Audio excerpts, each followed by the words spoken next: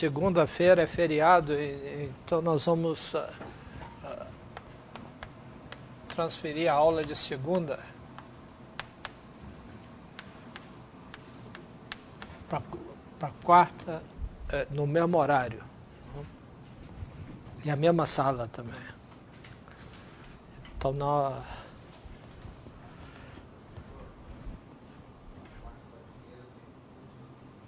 Tem não. Eu já olhei na comissão de ensino.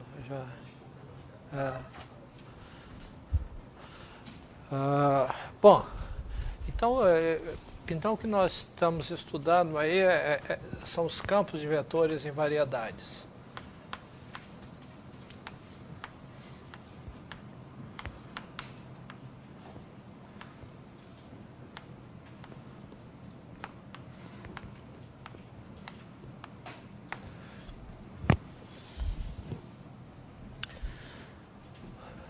Bom,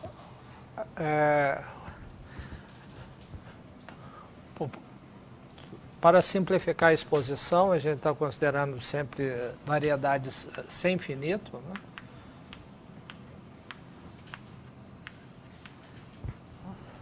E a gente tinha definido o campo de vetores na variedade, que a gente pode definir localmente, mas também a gente pode definir como sendo uma aplicação CR, um campo de vetores, uma aplicação de M no fibrado tangente CR, tal que se a gente considerar a projeção usual de TM e M, que leva o espaço tangente a M no ponto X no ponto X, a gente tem que π composto com X é igual à identidade de M. E nós vamos considerar que sempre R maior ou igual que 1. Né? Okay. Então, um campo de vetores associa a cada ponto de M um vetor tangente a M no ponto X. Né? Isso aqui que corresponde exatamente a essas duas. E ele é CR no sentido da estrutura de variedades diferenciáveis nesses dois espaços, o que é equivalente ao seguinte fato, que se a gente pega cartas locais,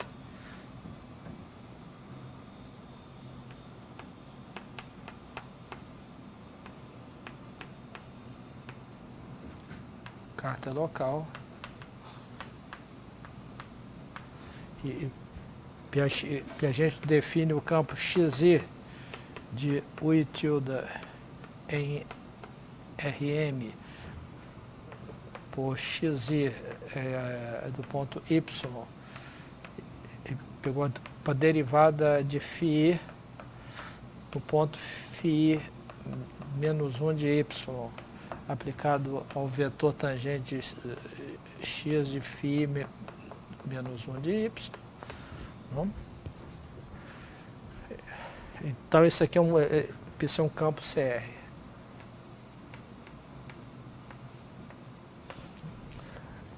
Quer dizer, é simplesmente uma aplicação tal que a expressão local desse campo, que é dado por essa fórmula aqui, né? Isso aqui a gente... A notação que a gente tem usado para isso aqui, a gente tem um campo em RM, né?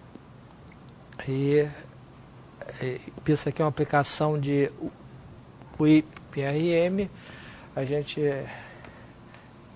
que a restrição de X ao UI é o pullback, né, do campo XI pelo difeomorfismo φ. Né?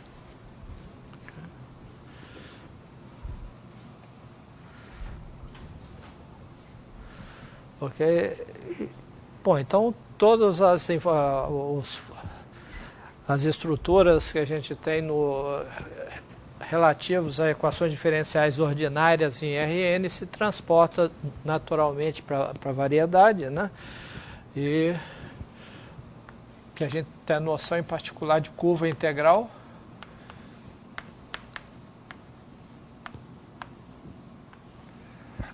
Que é simplesmente uma aplicação de um intervalo da reta em M, que é CR ou C1, tal que alfa' de t é igual a x de alfa de t para todo t pertencente a R. E como localmente esse campo é um campo no Rn, a gente tem persistência local, quer dizer, dado um ponto x, existe sempre uma curva integral que passa pelo ponto x, definido em algum intervalo, e a gente tem unicidade.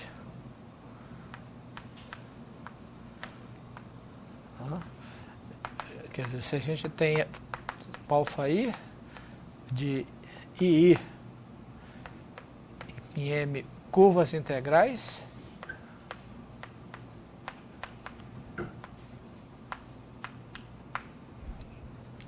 do campo x, se alfa1 de t0 igual a alfa2 de t0 para algum t0, então isso implica que alfa1 de t é igual a alfa2 de t para todo t pertencente à interseção dos dois intervalos. Quer dizer, se duas curvas se intersectam num ponto, elas são idênticas, coincidem num ponto, elas coincidem na interseção dos domínios.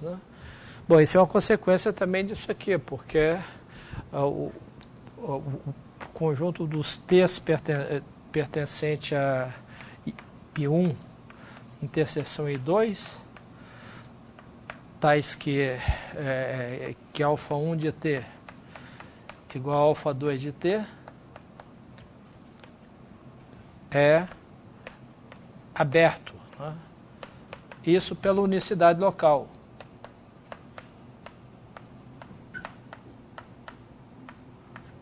E é fechado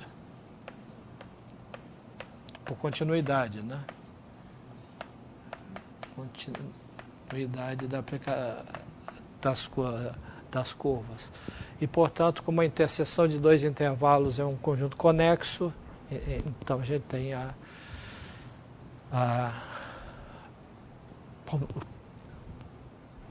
unicidade. Ok? Certo? Bom, então, se a gente tem a unicidade das curvas integrais, a gente pode definir a noção de intervalo maximal.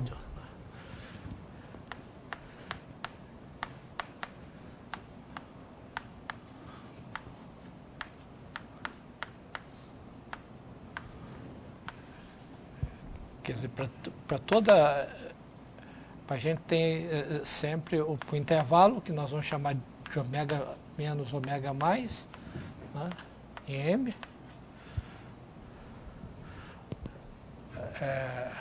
Bom, isso aqui é uma curva integral.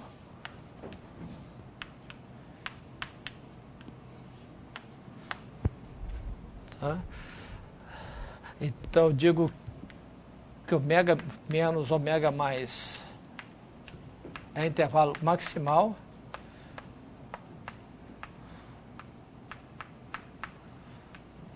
Se para toda curva integral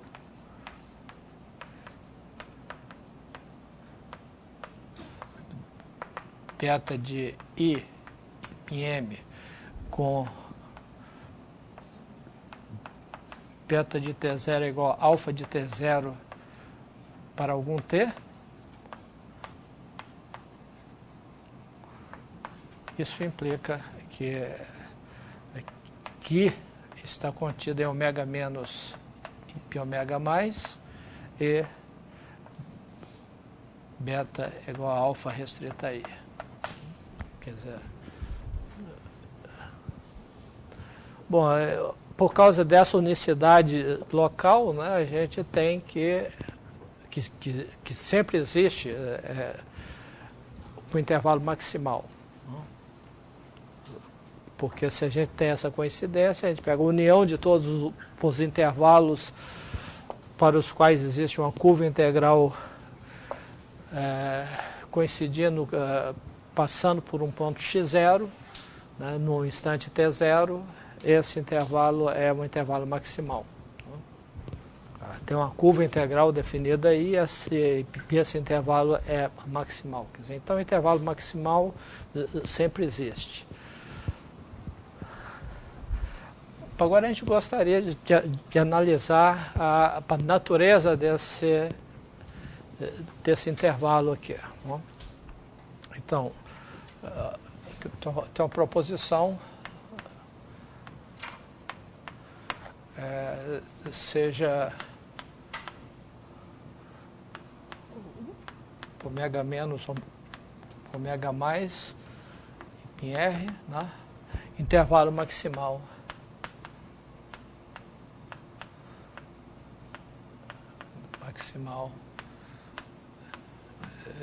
de uma curva integral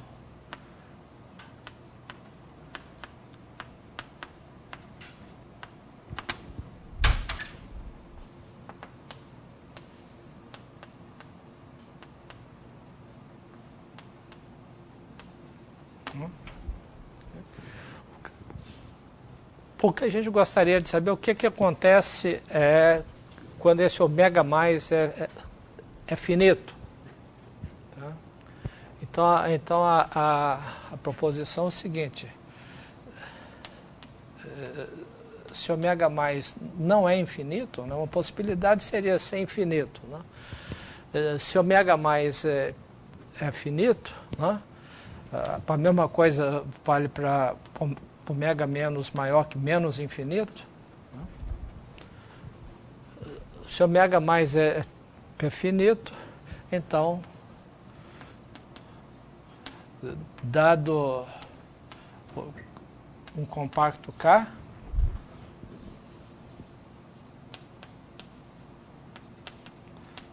qualquer em M, existe um epsilon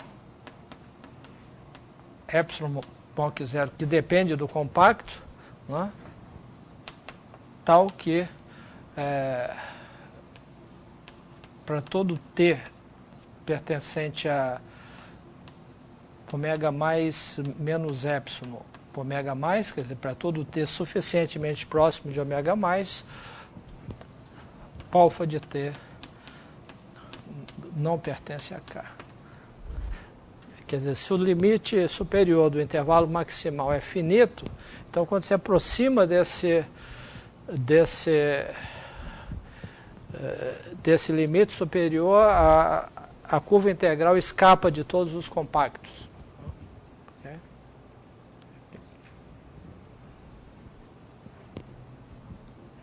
Isso aqui é... Bom, analogamente, se isso aqui acontece, você tem a mesma propriedade para ter pertencente a ômega menos epsilon,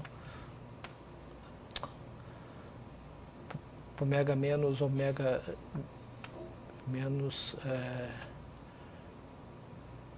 mais epsilon.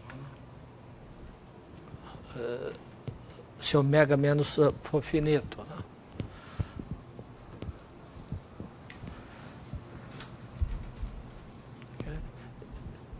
Isso é uma propriedade importante, como a gente vai ver agora, e a prova disso depende da persistência e unicidade local. Né?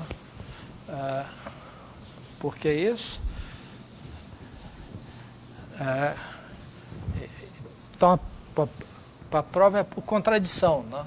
Então, demonstração por contradição. Né? Então, suponhamos que tem uma sequência Tn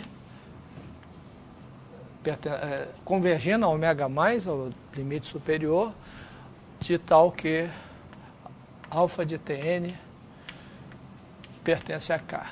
Quer dizer, contrariar a proposição é dizer que existe pontos arbitrariamente próximos de ômega mais pertencendo a esse compacto K. Okay?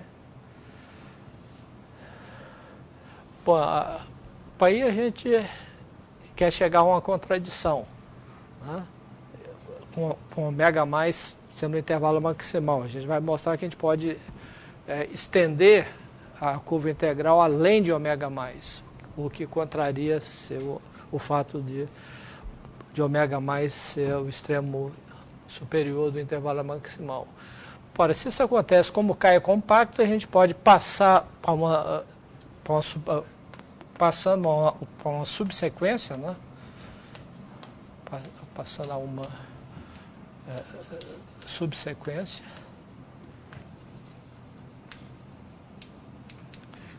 a gente pode supor, podemos supor, né? Supor que alfa de Tn converge, né, a um ponto X do compacto K. Okay? Tá certo? Ora, então, pelo teorema de equações diferenciais que a gente viu aí, né? Então, em torno desse ponto X, né? Então, o x0, vamos chamar x0 em K. Então, existe uma vizinhança V de x0, vizinhança V de x0, epsilon moc 0 e aplicação diferenciável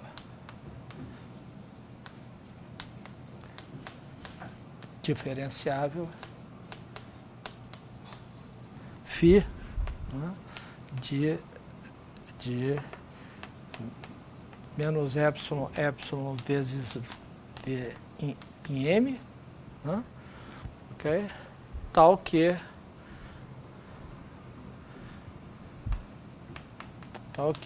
para todo x pertencente a V, para aplicação T pertencente a menos epsilon vai em φ de Tx, curva integral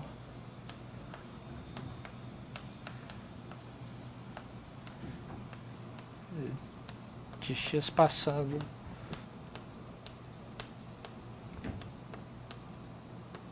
por x em t igual a zero. Para t igual a zero, isso passa por x. Ok?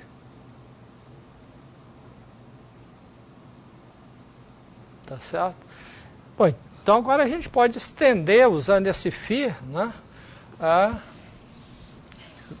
dessa curva integral. Né? Observe o seguinte, que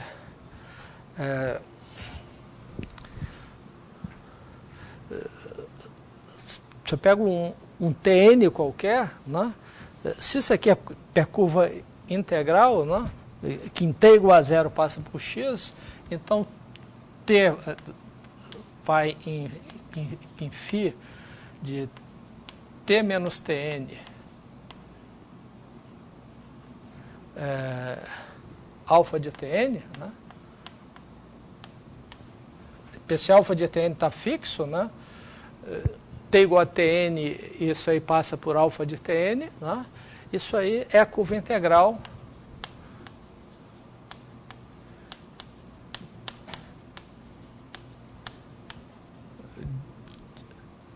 de x, né?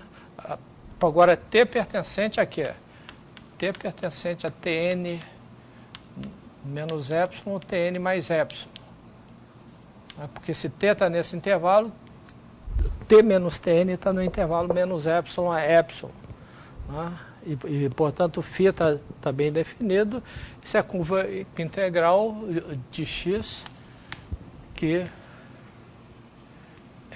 tem t igual a Tn passa por alfa de Tn. Né? ok? Certo? Portanto, a gente pode definir, né, o beta de t como sendo alfa de t, se t pertence se t pertence a ômega menos ômega mais, né, e φ de t menos tn, alfa de tn, se t pertence a tn menos epsilon, tn mais epsilon, né? Ok? Isso aqui é a curva integral.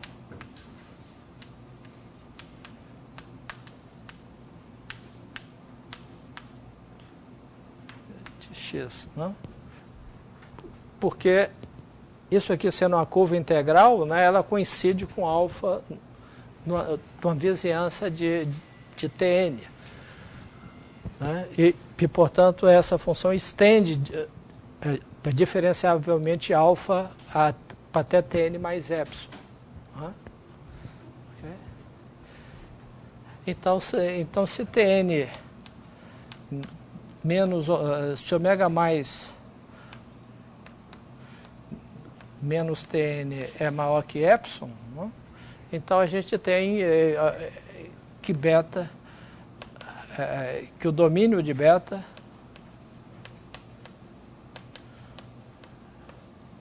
é ômega menos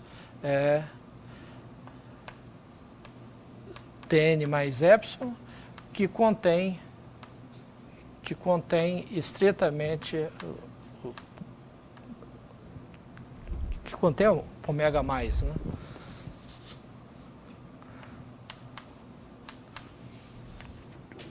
Porque é um absurdo. Quer dizer, a gente foi além de ômega mais, arrumamos uma curva integral que é definida no intervalo maior que o maximal. Isso é um absurdo e, portanto, nós temos a propriedade que a gente... Ok? Bom, um corolário dessa proposição é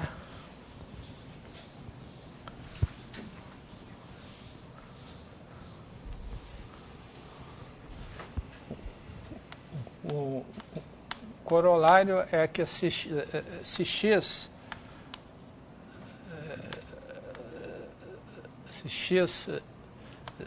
se anula fora de um compacto, de um conjunto compacto,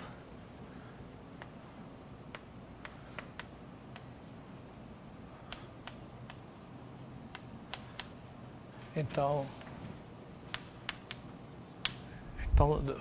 todo intervalo maximal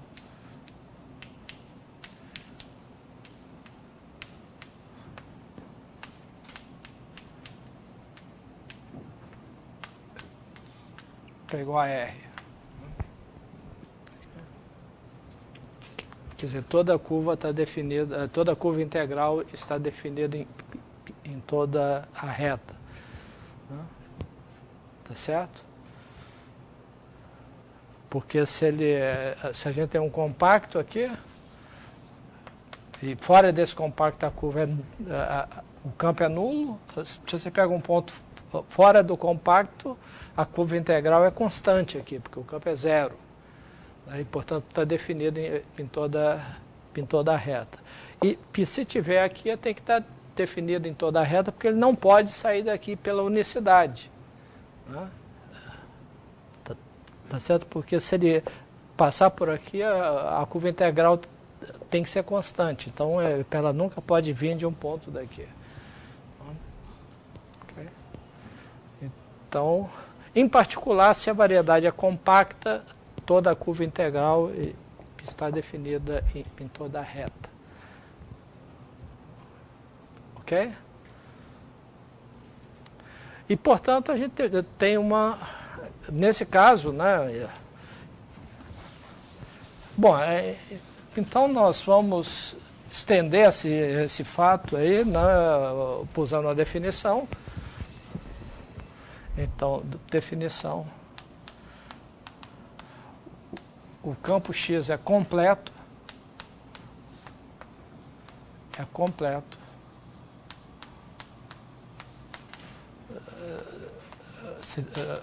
De toda a curva integral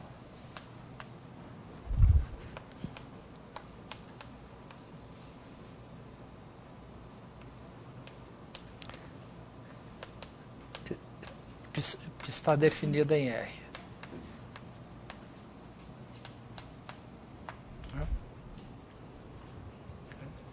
Se o domínio, se o intervalo maximal de definição de toda a curva integral é toda reta. Então a gente diz que é completo. Então se a variedade é compacta, todo o campo de vetores é completo, ou se o campo de vetores se anula fora de um compacto, ele é completo.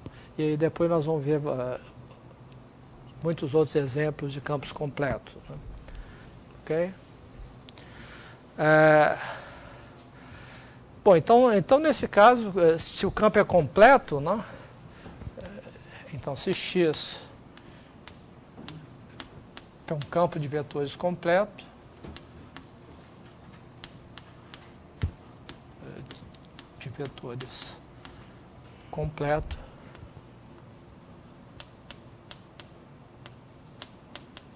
então existe uma aplicação. Então existe uma aplicação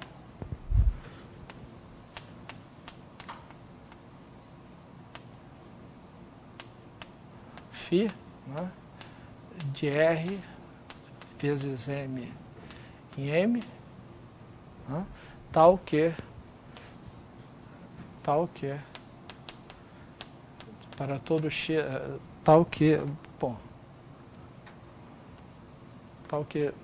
para todo X pertencente a M, a aplicação R T vai em φ maiúsculo de Tx, né, é curva integral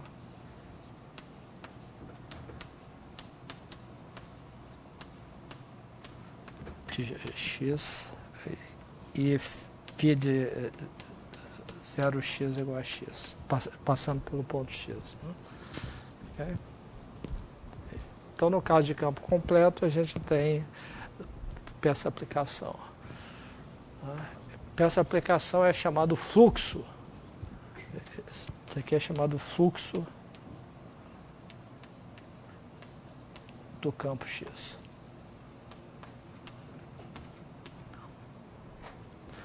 Bom, então agora nós vamos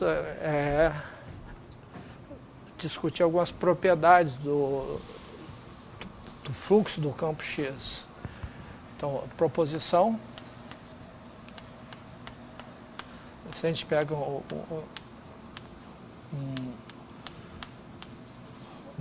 campo sem infinito completo,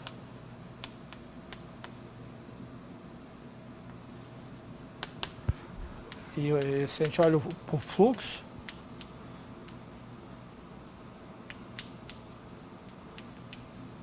o fluxo de X, então, primeiro, φ é sem infinito, né? Ok? Segundo, para cada t pertencente a R, né, para aplicação x índice t de MM é um difeomorfismo, definida por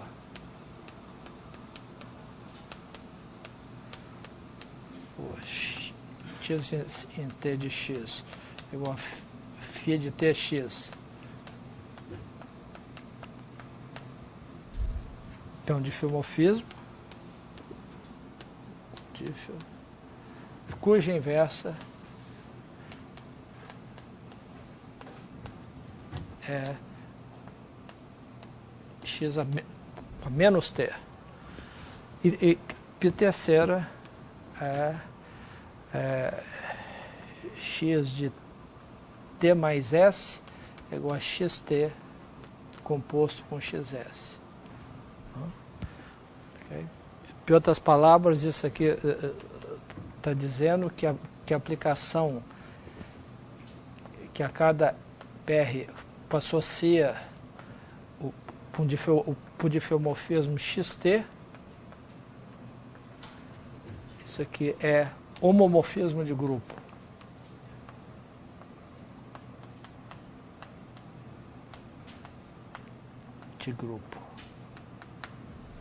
Onde aqui a gente está, a operação de grupo é adição, aqui é grupo aditivo, e a operação de grupo é composição. Quer dizer, essa aplicação e mais essa, né? E o fato que x0 é a identidade diz exatamente que isso aqui é um homomorfismo de grupo, né? Preserva a operação de grupo.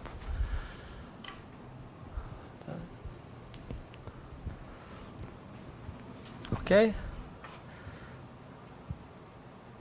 Bom, isso aqui é muito simples, né? A gente quer, porque a gente tem que mostrar que esse φ é diferenciável, né? De um ponto T0. Né? Então, vamos pegar um ponto T0, x0, pertencente a PR vezes M. Né? Okay.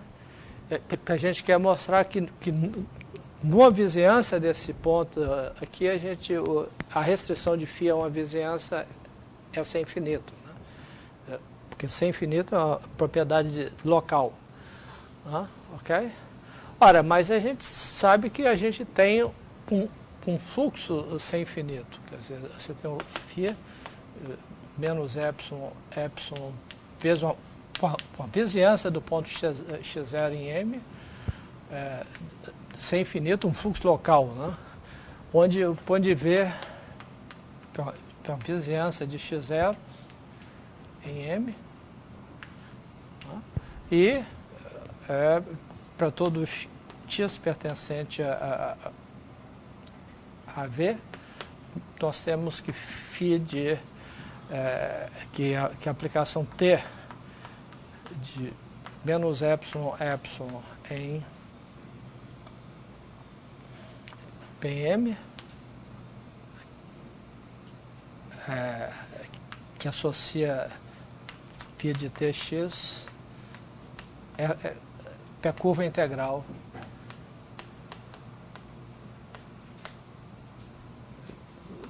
com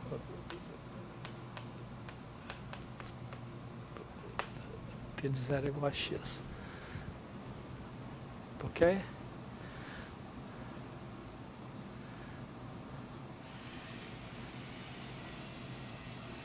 Tá.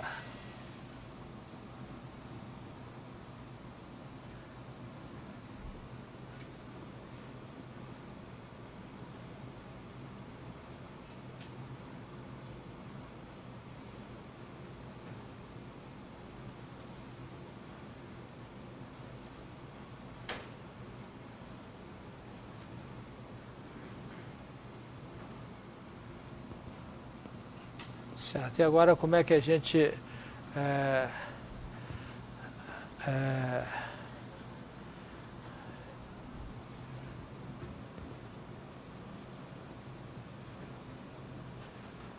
como é que a gente define agora, a gente prova que esse cara é diferenciável aqui,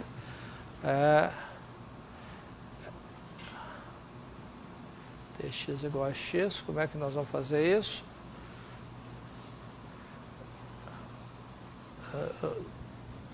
Usando esse φ aqui, a gente quer definir uma função sem infinito que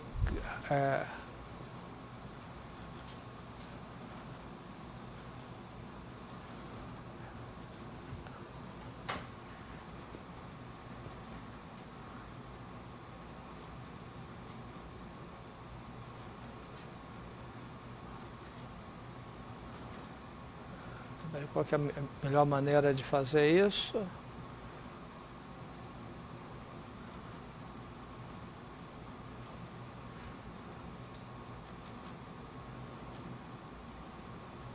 Bom, isso vale para todo x0 em m, né? Então isso aqui já implica imediatamente que o φ grande é sem infinito em vizinhança de 0 vezes m. Para t igual a 0 e vezes m, para qualquer ponto, nessa vizinhança, esse φ grande, por unicidade, né? Isso aqui é por unicidade, né? Por vizinhança desse ponto, né? De pontos 0, x0, esse φ grande coincide com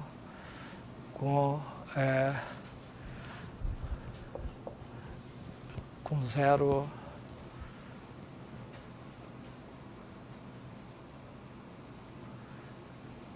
Ok?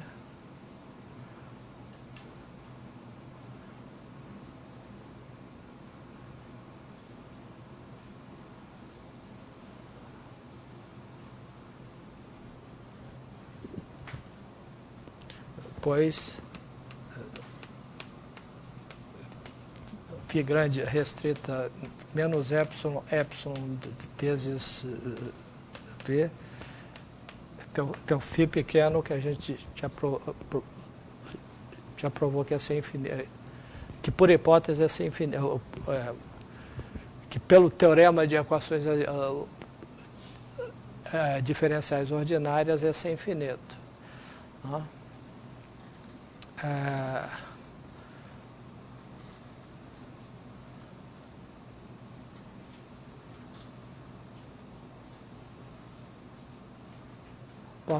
Bom, agora a gente quer transportar essa coisa para uma vizinhança de qualquer outro ponto aí, né?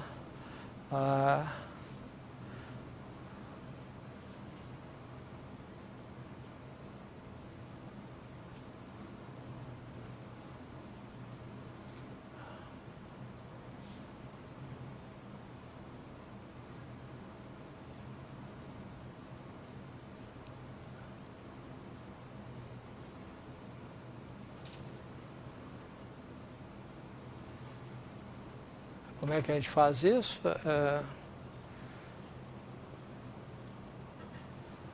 Qual que é a maneira mais eficiente de fazer isso?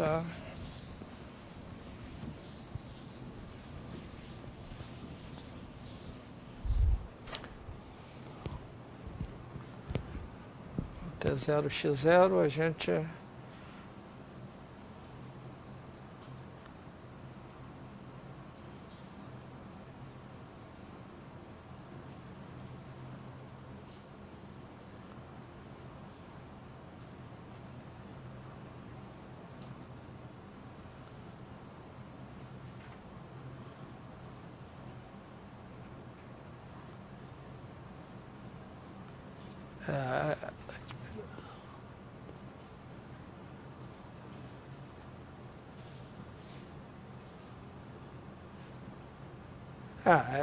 é a mesma coisa, né?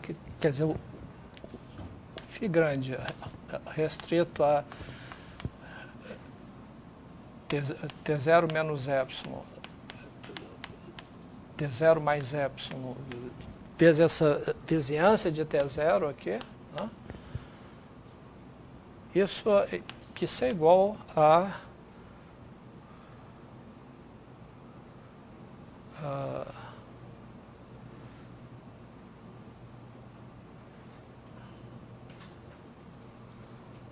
quer dizer, a gente define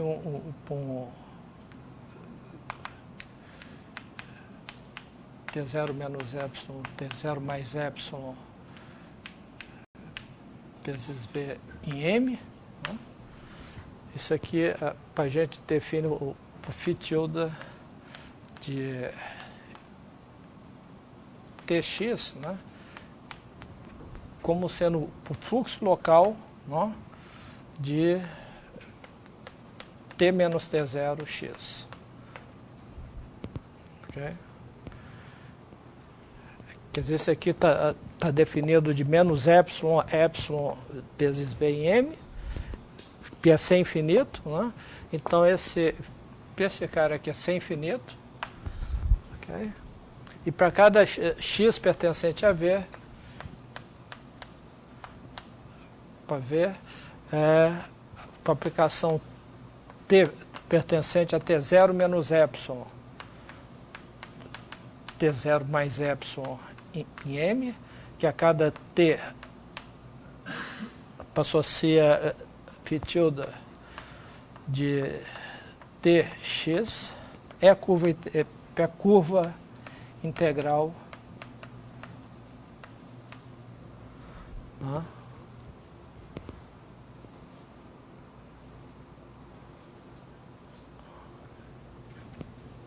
Que em T0 passa por x.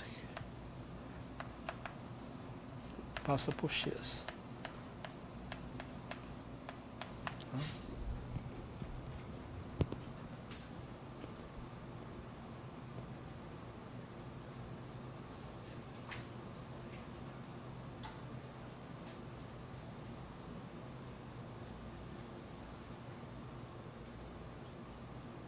Não é isso que eu quero não. Como é que é?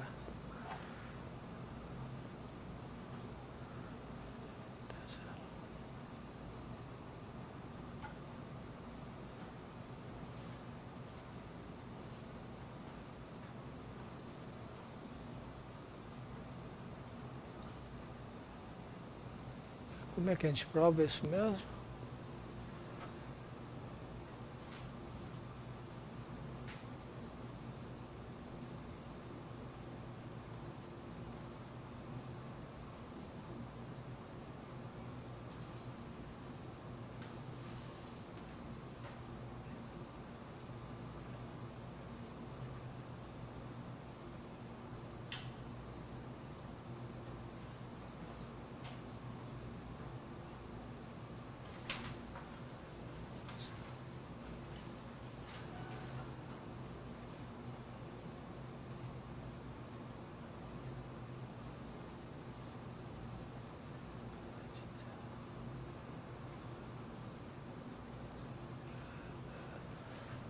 Peraí, isso aqui é...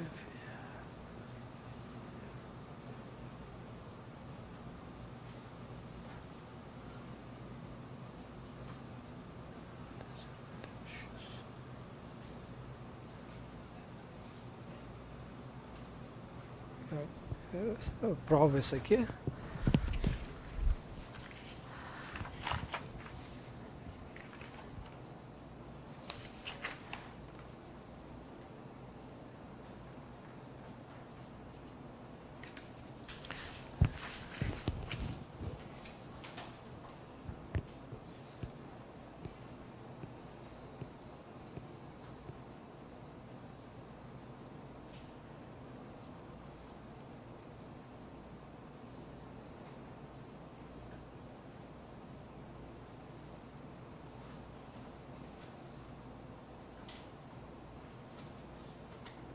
Aqui não tem o detalhe do...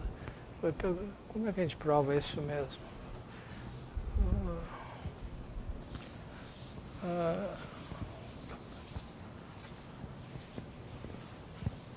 T0, menos T0.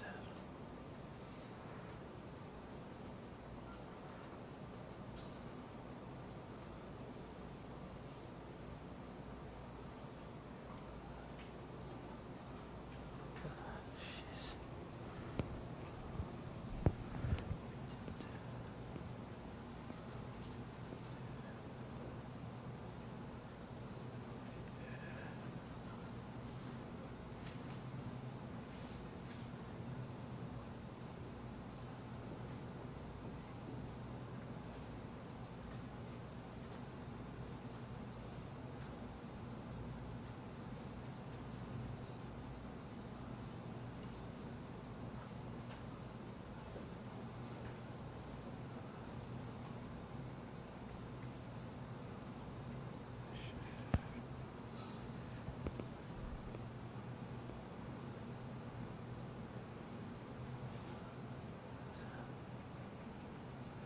Quer dizer, o que a gente tem aqui, ó, pega um ponto x0,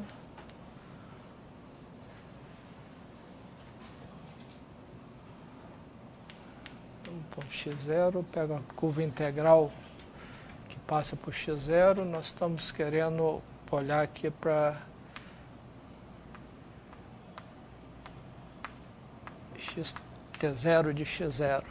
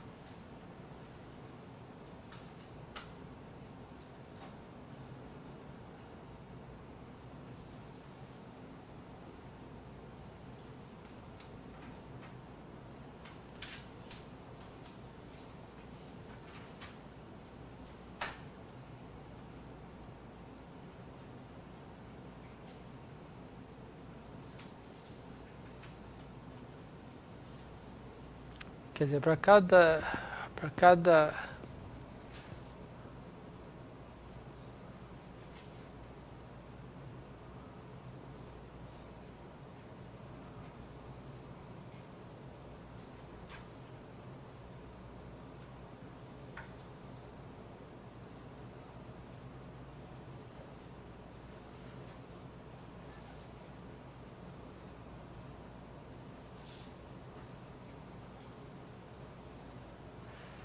bom, vamos provar primeiro.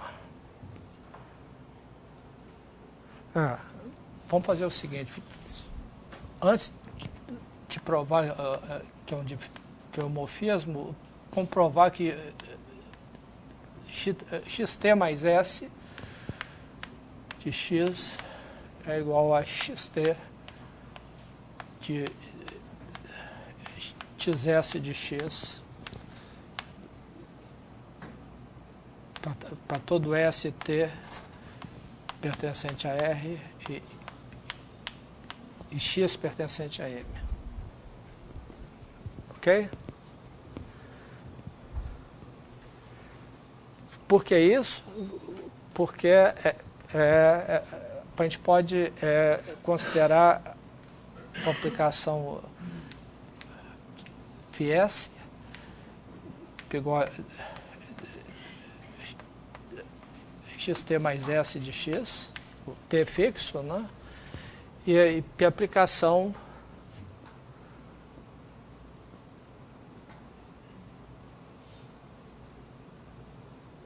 vou colocar st aqui,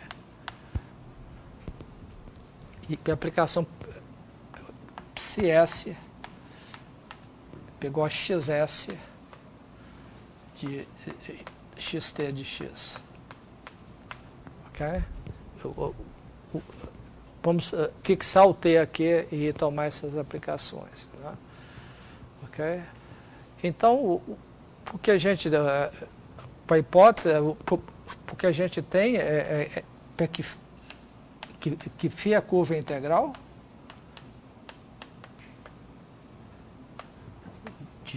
de x com φ de 0 t igual a s dá exatamente xt de x. E por outro lado, psi é a curva integral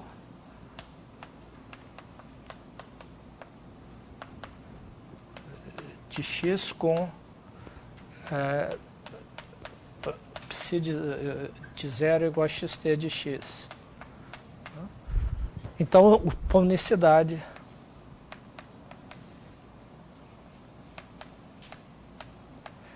implica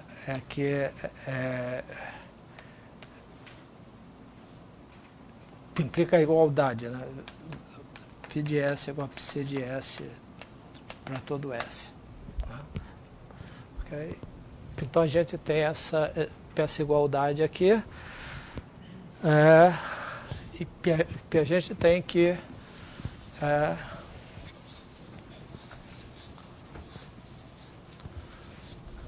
a gente tem essa igualdade que a gente tem que o x de 0 é igual à identidade, né? Por definição, e portanto x de menos t para o inverso da aplicação xt. Okay? Então essa aplicação está bem definida e tá certo? Então agora nós vamos analisar a diferenciabilidade desse xt. Né? Primeiro nós vamos usar o fluxo local. Né? Então fluxo local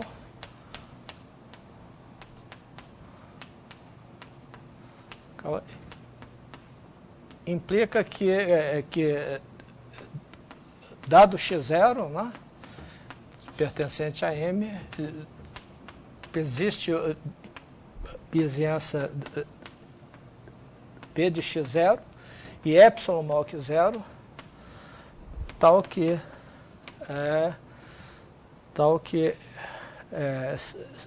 se T pertence a menos epsilon mais epsilon, então xt restrita a V pensa infinito. Tá? Okay? Porque, novamente, pela unicidade, xt de x é exatamente o fluxo local calculado em tx. E essa função é pensar infinita em duas variáveis, em particular fixando uma variável para eu ter uma aplicação sem infinito. Tá certo? Então essa aplicação aqui é restrita para cada vez o xt é sem infinito e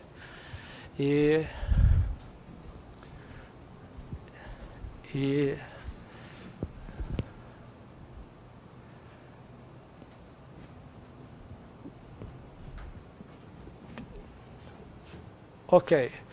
Então agora como é que a gente prova que o fluxo é ser infinito? Então a gente vai olhar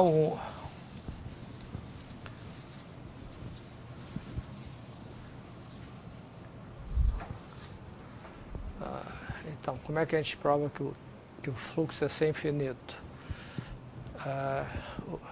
Que a gente tem essa propriedade que o xt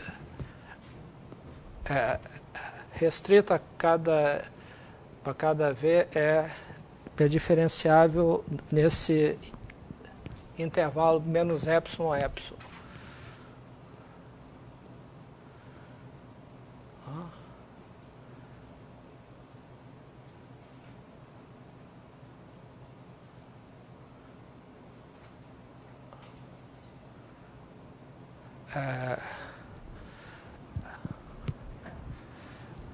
Uma outra propriedade que a gente pode tirar daí, né, consequência dessa mesma propriedade é que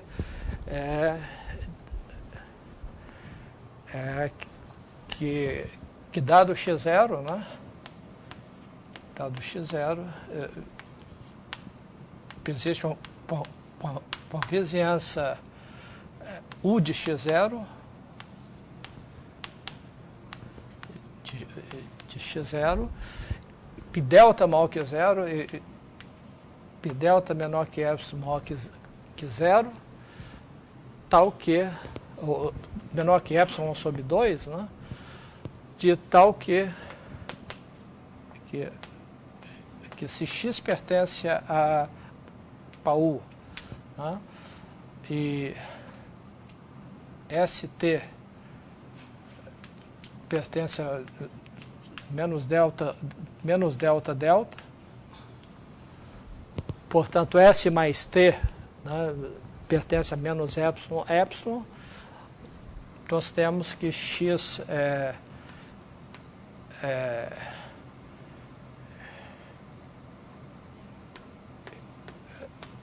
xt de U está contido em V, xs de U está contido em V, né? E portanto, xs mais T de U está contido em V, e xt mais S restrita a U, pegou a xt composto com xs, restrita a U, que é igual a xs composto com xt restrita a U. Quer dizer, se eu restringo essa vizinhança U e restringo o intervalo também, eu tenho essa propriedade, né? Ok? E consequentemente,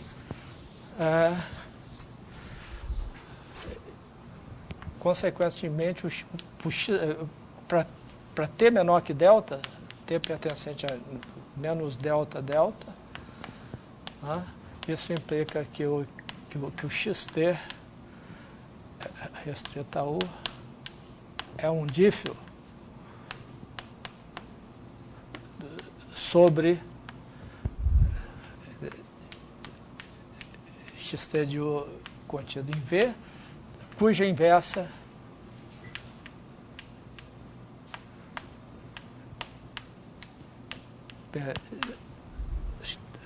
x a menos t. Tá? Ok? Então, localmente, esse xt é um difeomorfismo desde que o domínio seja pequeno e o t também seja pequeno. Ok? Bom, agora a gente quer globalizar isso aí usando essa propriedade aqui.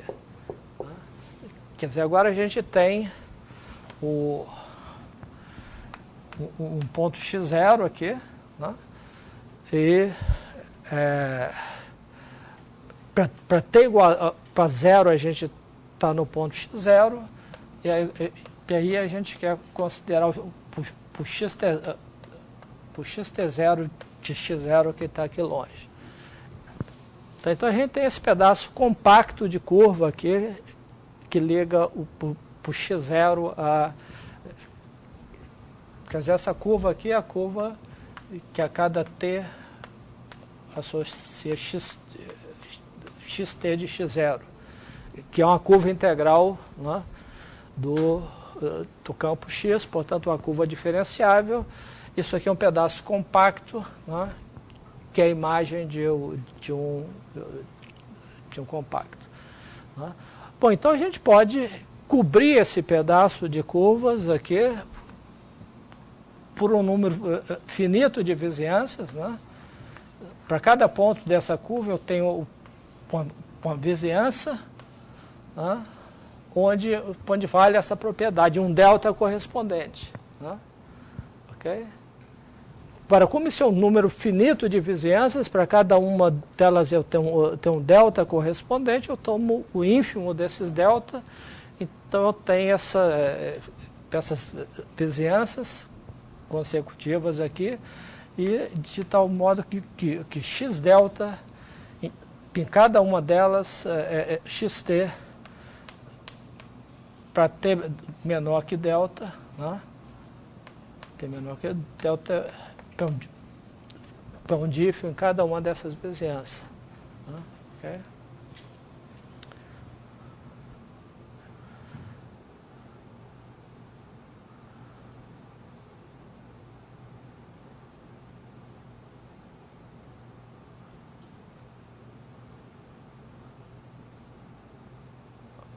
tá certo?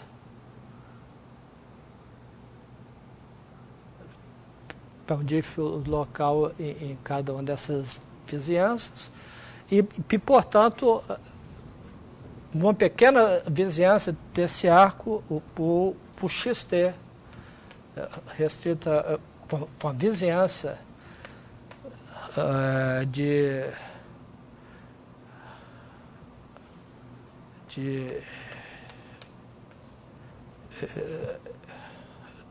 da união de xt de x0 para t igual para 0 até para t0, que é um dífilo.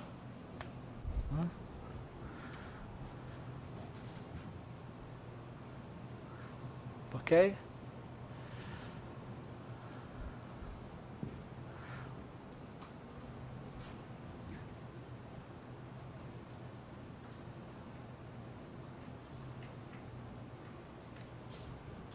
Isso para t menor que delta.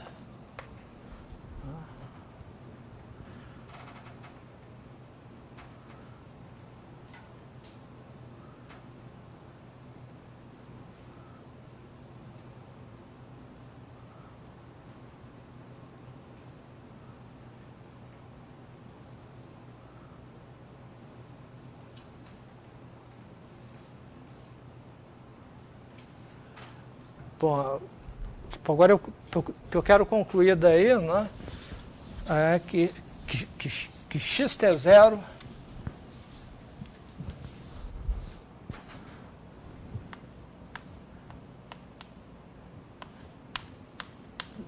é um dífilo, né, de uma vizinhança de x0 sobre uma vizinhança de xt0 de x0. Quer dizer, então, eu tenho uma vizinhança menor aqui, né, de tal forma que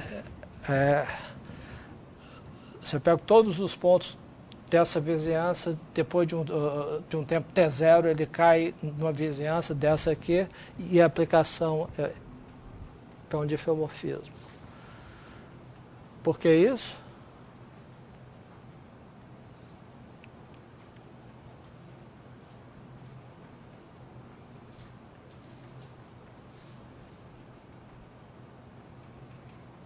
Porque eu quero usar essa propriedade aqui.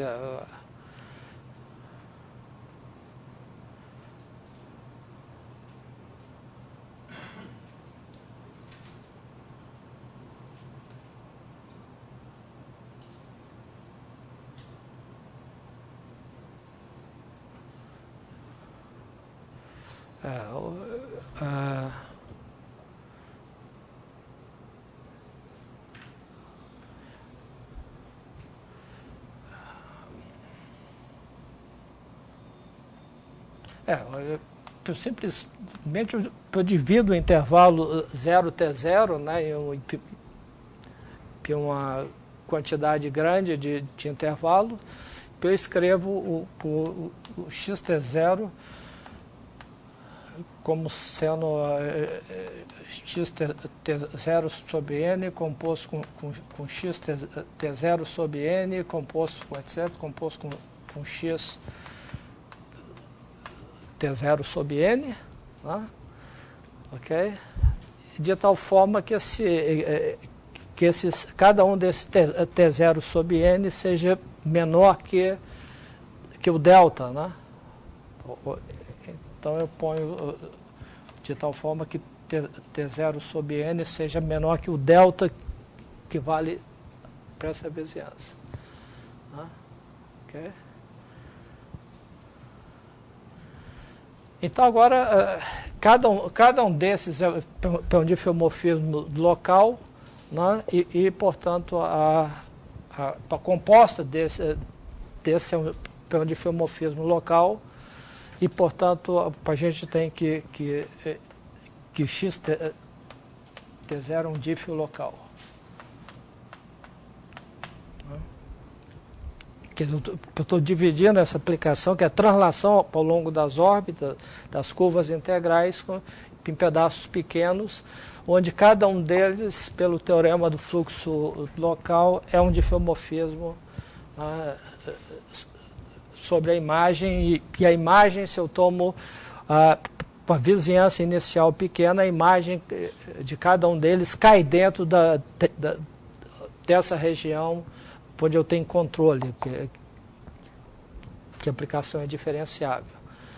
E, portanto, a gente tem a conclusão, né, que o xt0 é um diffeomorfismo dessa vizinhança, nessa vizinhança de xt0 de x. Ok? Bom, então agora eu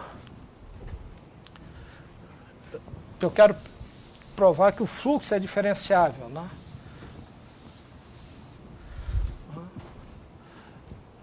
Bom, primeiro eu tenho a diferenciabilidade do fluxo na região desse ponto aqui. Quer dizer, existe um φ de menos epsilon, fez uma vizinhança em MC infinito, onde uma vizinhança de xt0 de x0, né? PC infinito de tal forma que t de menos epsilon a φ de tx é curva integral, né?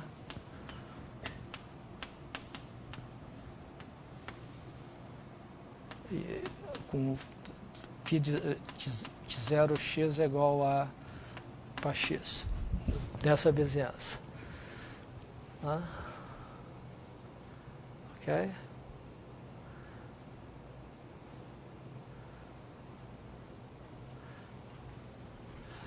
Agora eu quero escrever o fluxo global, né? Agora para x uma vizinhança de x0 também. Quer dizer, o V aqui é uma vizinhança de xt0. Eu quero... como é que eu faço isso?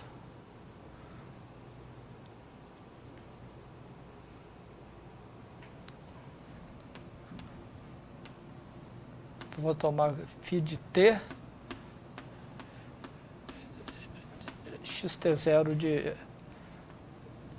de x. Tá, agora o x pertence a uma vizinhança U de x0, tal que xt0 de U está contido em V.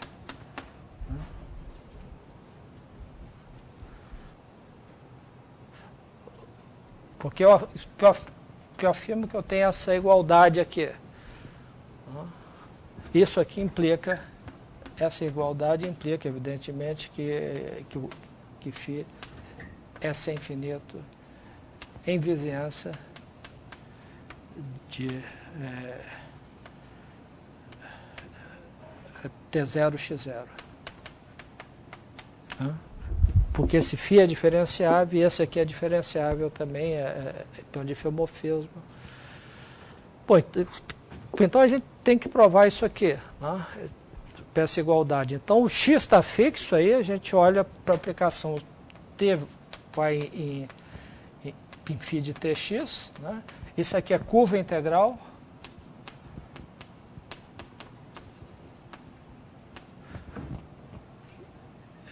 Que passa por x, passa por x em t igual a 0, e a outra também t vai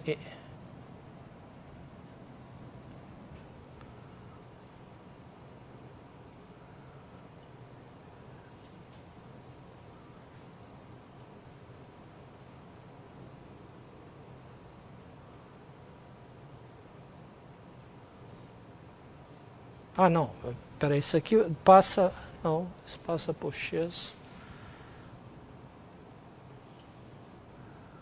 Não, isso aqui não é verdade. De TX...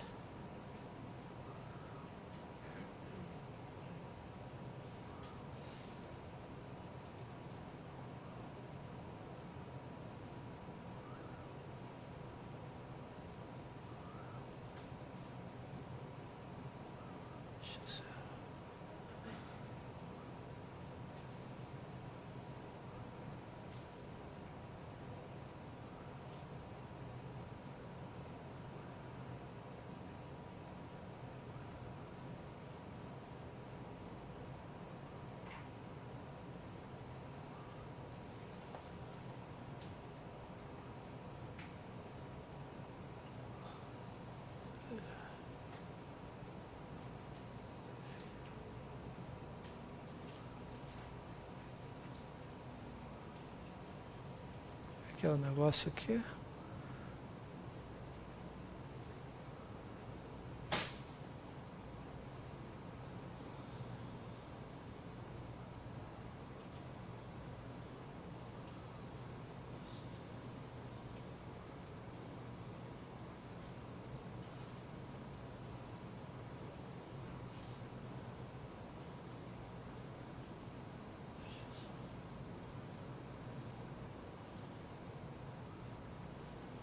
Lá dando...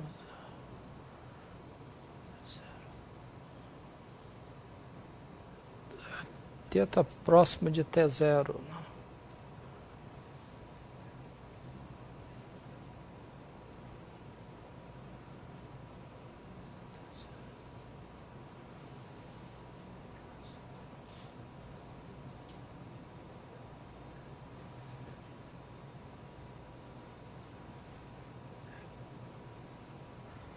T igual a T0.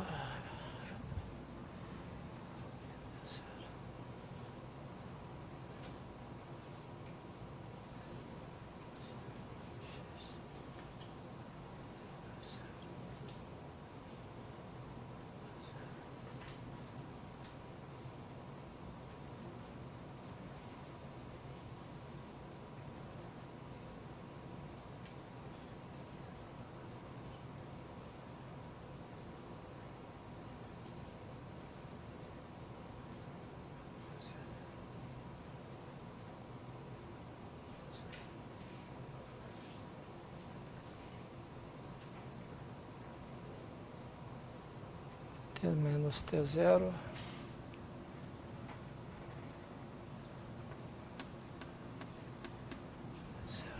Ah, sim. T próximo de T0, né?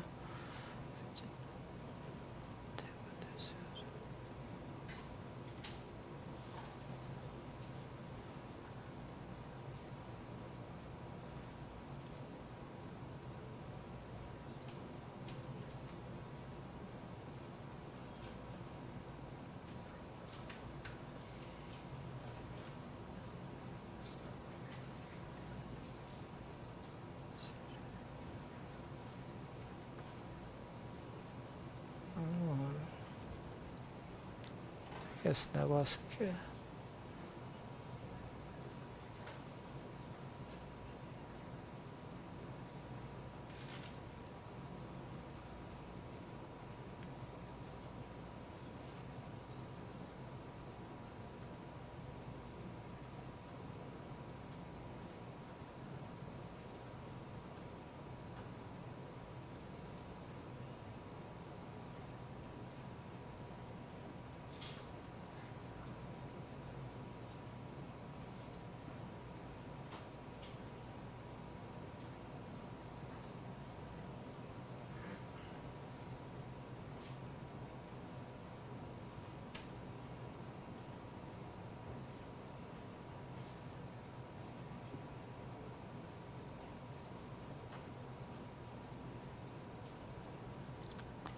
FT XT de filmorfismo.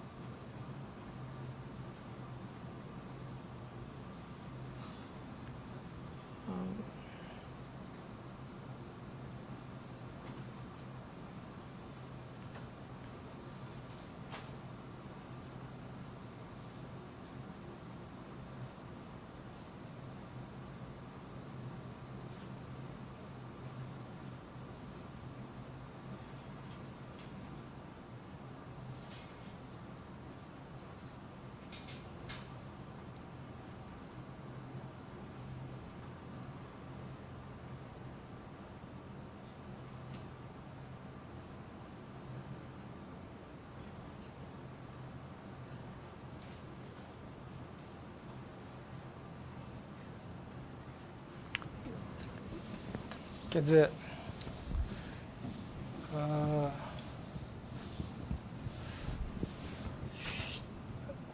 bom, o que a gente tem aí,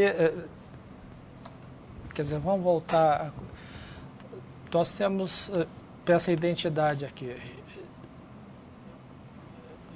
XT composto com XS, pegou XT mais S.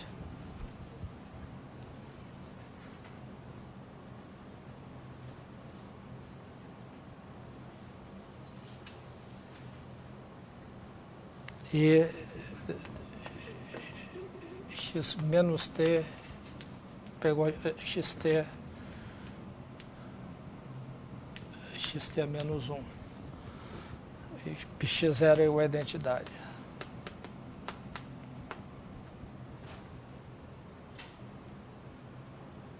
Então, então fluxo local, isso implica que para t pequeno,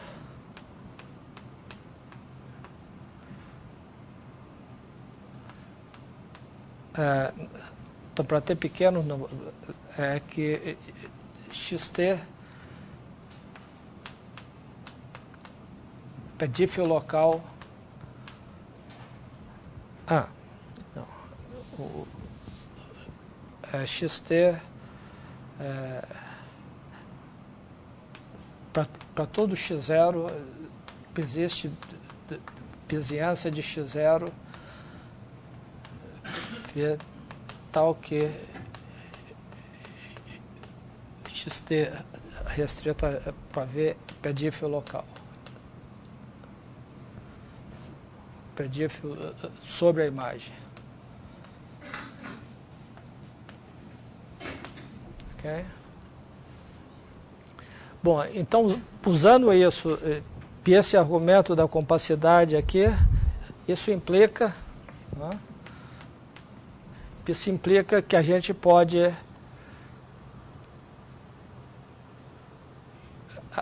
isso aqui a gente tinha provado se t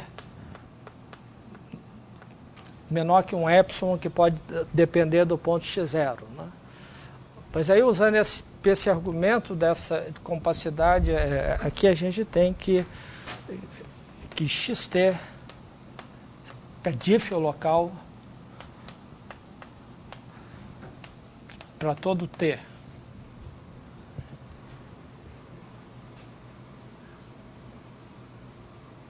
Tá certo?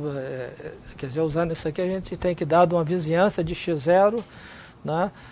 A gente tem um diffeomorfismo de uma vizinhança de x0 sobre uma vizinhança de xt0 de x. Mas, por outro lado, a gente tem, pela unicidade, a gente tem essa relação aqui, que segue daqui, né? Então, a gente tem também que um diff local que é inversível, né? A gente conclui que o xt, que o xt é diff para todo t. É um diff de M em M, porque ele é um diffeomorfismo, ele é um diff local e ele tem uma inversa global, que é o x a menos t, que é também um fluxo, né, que é também um diff local. Então, o xt é necessariamente um diff global. Ok? Então, esse é um diff global. Agora, o que a gente quer mostrar é que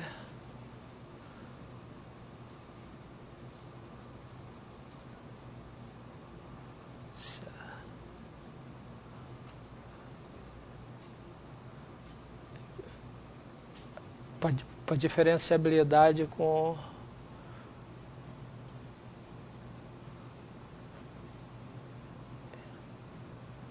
em T, né?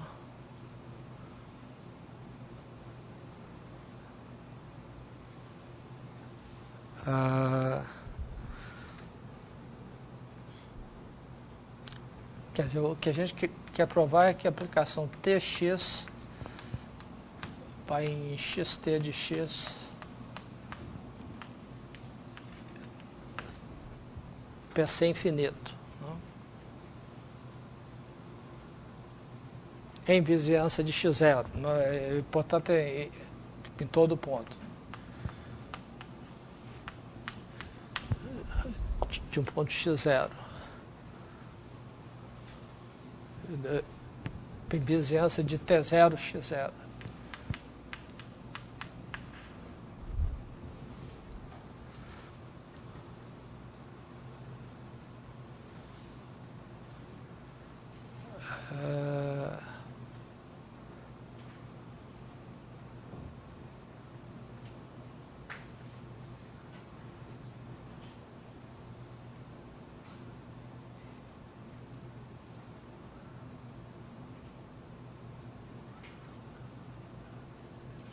Tendo uma vizinhança de x0.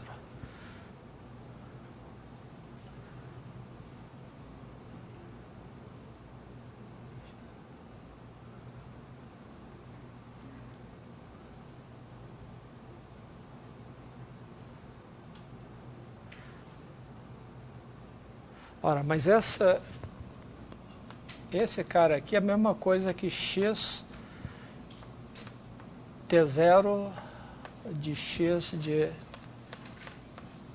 t menos t0 de x.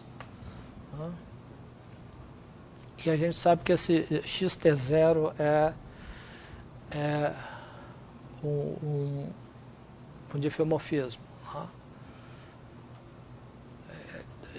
Xt0 é difeomorfismo.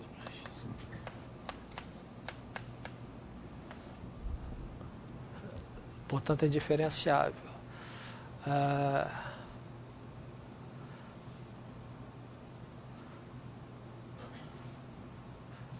Por outro lado, né, a aplicação que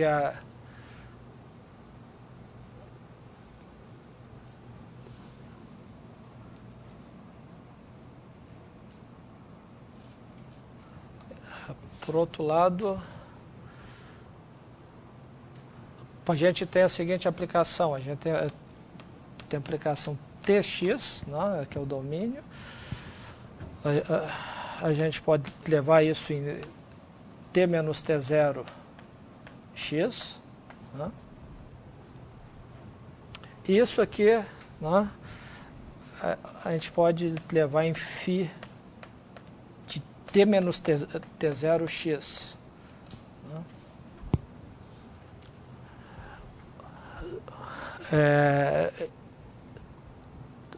T menos T0 estando de menos epsilon, e isso aqui, numa vizinhança de x0, o φ é ser infinito. Pois isso aqui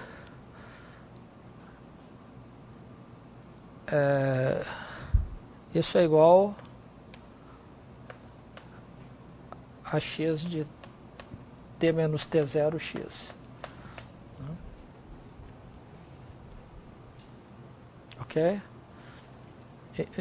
Então essa aplicação é sem infinito, essa aqui é sem infinito, que é o fluxo local, porque esse t menos t0 está agora numa vizinhança de zero, pode esse φ é sem infinito, e esse cara coincide exatamente com x de t menos t0 pela unicidade, né?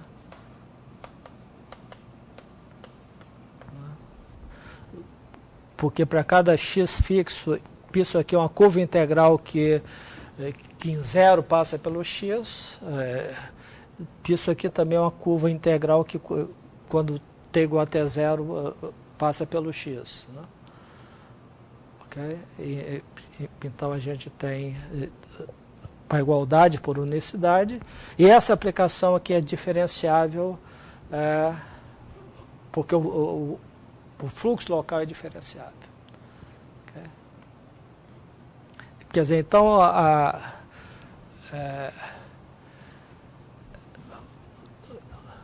organizando melhor a prova aí, porque a gente tem, a gente começa com fluxo local, né?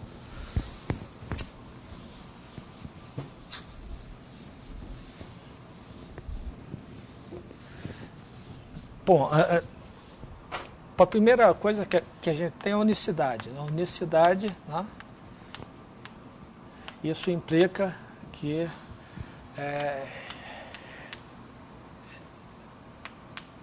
xt mais s é globalmente igual a xt composto com xs. X0 é a identidade, isso aqui é a definição, né? Ok? E, portanto, x menos t pegou xt a menos 1. Quer dizer, isso é simplesmente consequência da unicidade de soluções. Né? Bom, então a gente tendo essa igualdade, por enquanto a gente não disse nada sobre a diferenciabilidade do coisa. Então agora você tem o fluxo local.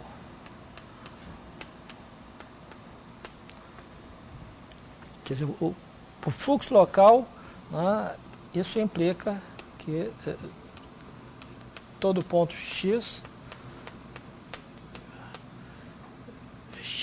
tem uma vizinhança V e existe um epsilon maior que zero, tal que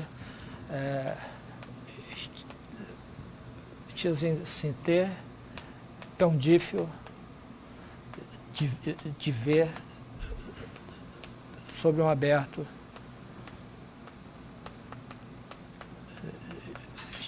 xt de V para todo t pertencente a menos epsilon. Okay? Agora, esse epsilon aqui, a priori, depende do ponto x0. Né? Okay?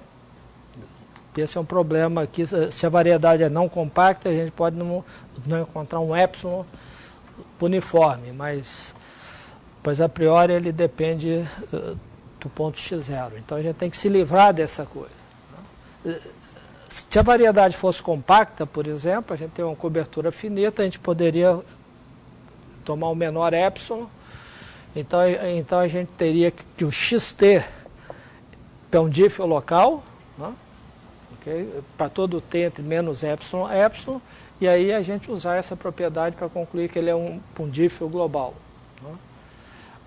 Pois a priori a gente não tem isso, um epsilon comum para todos os pontos. Então a gente tem que fazer mais uma etapa para concluir que o xt é dífio local para todo t. Né? Então agora a gente, em torno de cada ponto, então agora a gente tem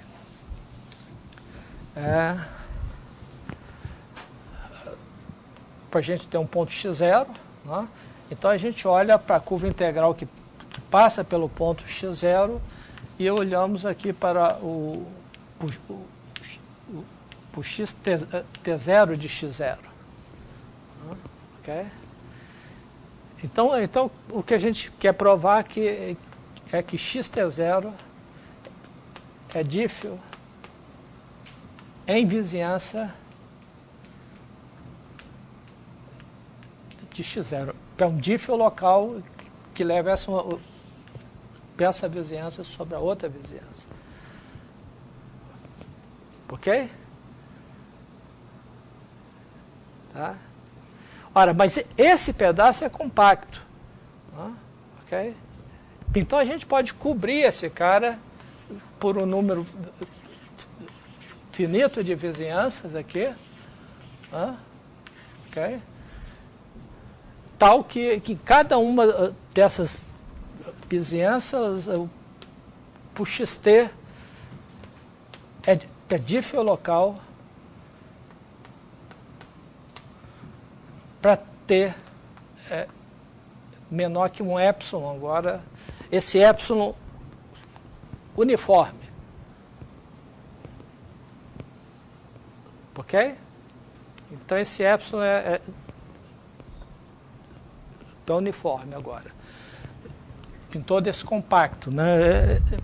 Eu estou usando o argumento como se a variedade fosse compacta, né? Mas aí esse arco que é compacto, cada ponto do arco eu tenho uma vizinhança, onde ele é um pundífio local para t menor que epsilon, cubro por um número finito de vizinhança e tomo o menor dos epsilon.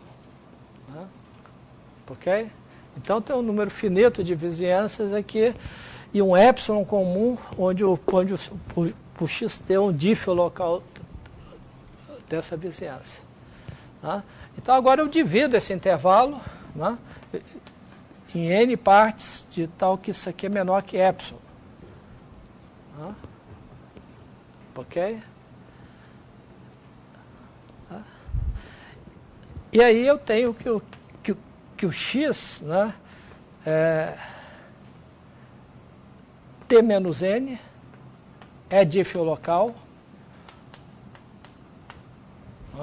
uma vizinhança, e aí eu tenho que o xt0, né, e portanto o xt0 é a composta desses caras aqui, né, aí fica um dífio local de uma vizinhança aqui até uma vizinhança ali.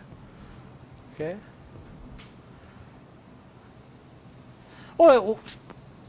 Outra maneira de mostrar isso, ao invés de cobrir todos, seria fazer o seguinte. A gente quer mostrar que o xt0 é dífio local de uma vizinhança de x0. Tá certo? Como é que a gente mostra isso? A gente observa o seguinte. Vamos considerar o conjunto dos t menor que t0, menor ou igual que t0, né, tal que xt é dífio local de uma vizinhança de t0 de x0 sobre uma vizinhança de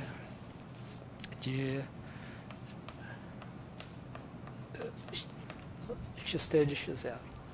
Ok? Tá?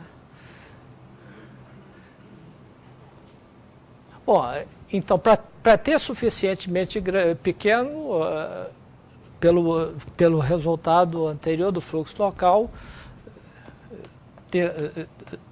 então, chama esse conjunto de A. T suficientemente pequeno, T pertence a A. Tá? Para você toma o sup de A. Eu afirmo que o sup de A é T0. Tá? Ok? Por que isso? Bom, tomo o sup de A.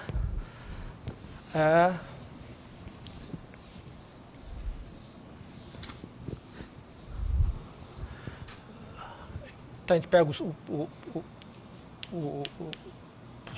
sup de A, digamos que é T1, né? Eu quero mostrar que esse T1 é T0. Né? Ok? Ora, eu olho para o xt1 de x0, né? Esse ponto é igual a x1, né? Ok? O xt1 menos epsilon de x0, quer dizer, um pouquinho antes, porque né, para epsilon arbitrariamente pequeno, esse xt1 é um difeomorfismo, né, local de uma vizinhança de x0, por hipótese, né, porque pertence a A, né, e eu estou tomando o sup. Então agora eu observo o seguinte, que xt, né, é dífio local menos delta aqui, é dífio local em vizinhança de x1 se T menor que um epsilon qualquer. Né? Ok? Ora, mas acontece que, portanto, né, como isso é um diff local e x, T1 menos delta pedífio de vizinhança de x0 sobre uma vizinhança de x1, né? Ok? Porque ele pertence a A, né, por hipótese, isso implica que x de T composto com T1 menos delta, isso é exatamente x de T mais T1 menos delta, né? É dífio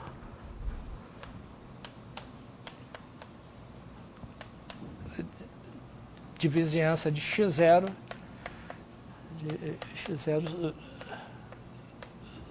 sobre sua imagem, que é um aberto, né? Para a vizinhança do tomo final. Okay? Ora, mas se eu tomo por delta suficientemente perto de T1, né? Ok?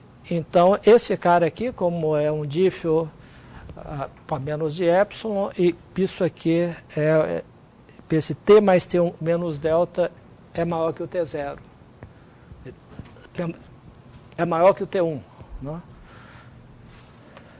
T mais T1 menos delta é maior que T1,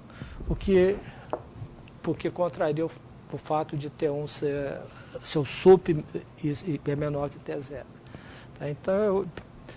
Então, cada um desses caras é um dífio de uma vizinhança do ponto da vizinhança do... E como ele é globalmente T1 inversa, né, ele é um difiomorfismo global. Tá? Quer dizer, então a gente usa o fluxo local para concluir que ele é um dífio local para T pequeno, e aí a gente usa esse argumento aqui, né? Esse argumento para mostrar que ele é um dífio local para qualquer T. Okay? E para a unicidade conclui que ele é um dífio global, e aí para a gente concluir que o fluxo é